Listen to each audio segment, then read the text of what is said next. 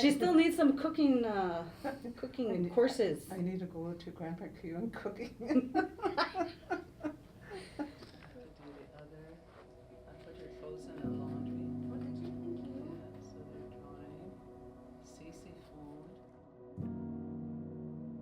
I have stage 4 cancer, so that means the original cancer that I had has spread to other places in my body and other organs. It's kind of everywhere now. So it's not the best news. It's probably the most, it's terminal, right?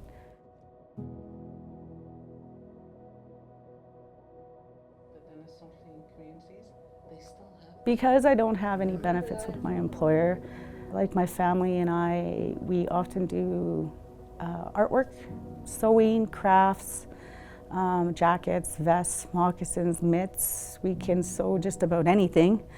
Well, my mom anyway, I'm learning from her. And so yeah, we do raffles to fundraise because like I don't have any benefits. Like a lot of the time when I come for treatment, if I don't have time saved up, it's just leave without pay. And you know, I'm still a human, I still have bills to pay, I still have to eat, I still have a home that, you know, needs to be cared for while I'm away. So, you know, like you need to earn a livable income. And if I'm leave without pay and down somewhere for treatments, I'm not earning anything and I don't have any money, right? So these raffles that we do are kind of very helpful in that aspect where, so I'll have some money, not much, but I'll have some just, you know, to cover expenses. It's not easy to do all this travel and then be away, but you know, it's a necessary thing in my case. Like in order for me to live, I need to do these treatments. I need to go and travel and be away from everybody that I love, just so I can have more time with the people that I love.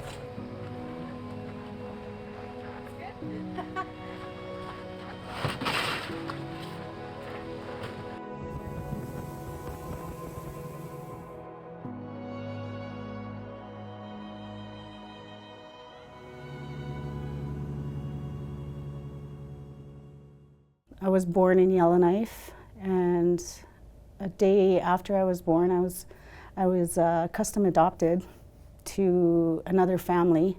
So my original biological family is from Delo, which is just close to Yellowknife, and then my adoptive family is from Litzelka.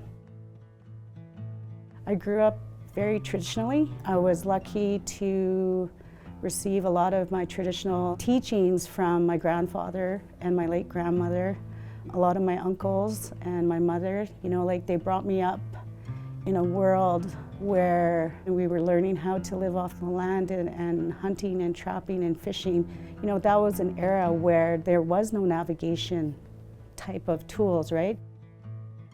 You learn to use the stars as a point of reference to get you home. You learn navigation through, I guess, different points and different islands, or even there's cairns out in the Barrenlands that we know we have to hit. Knowing those reference points that are out there on the land keeps you safe. My grandparents grew up in an age where both men and women shared all of the work. There was a lot of encouragement, a lot of love and support there that I nourished it, you know, like I just was like a little sponge, and I'm like, okay, teach me how to, you know, sight in my gun. Teach me how to ride the waves. Like there's certain ways that you have to ride the waves, especially when you're in a storm. I love boating. I love being out in the East Arm and being able to fish, being able to make dry fish, being able to teach my kids all the good fishing spots, being able to bring them to different camping locations, other places that are really good for moose hunting, you know. Being able to share those experiences with my sons is something that I really hold very dear to my heart. My sons are the world to me. I often tell them they're the moon and the stars.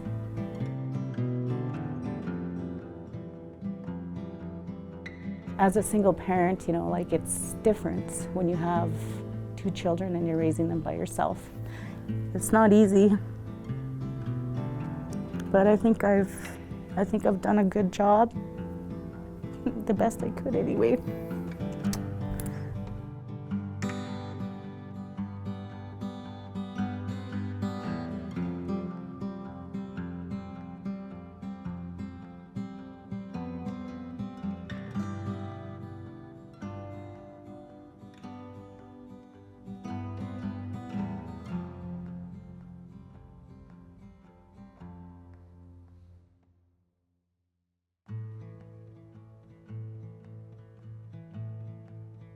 In Unshaken, we don't have permanent healthcare providers. Like, they come and go and they are ever changing.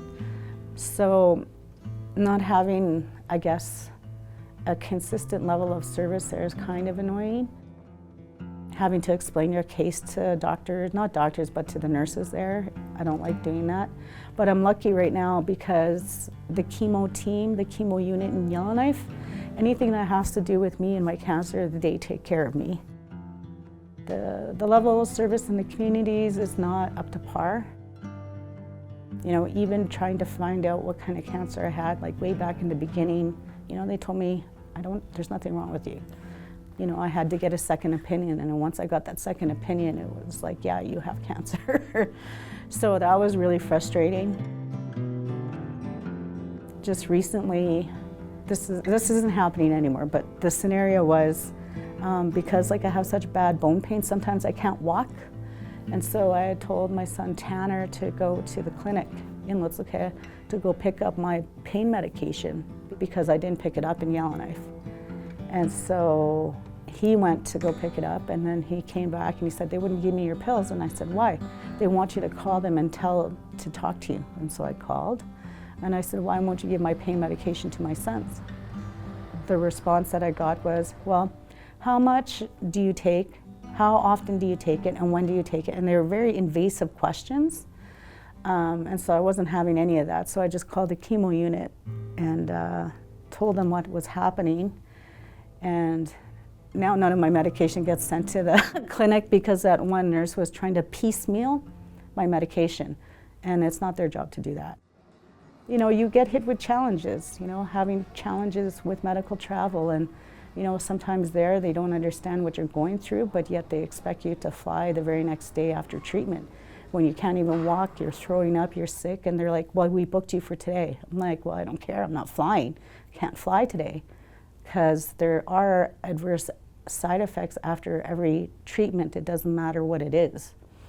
It's always something. If you don't have a voice, and if you don't know how to advocate for what you feel is a good level of service, and if you just accept the status quo, sometimes patients lose out, or sometimes patients are kind of lost in the stream of things and not treated very well. But I think because I've learned how to navigate some of those things, you just kind of, you learn from every experience, right? You definitely need to be an advocate for yourself, and it's good to have family members that also advocate for you as well.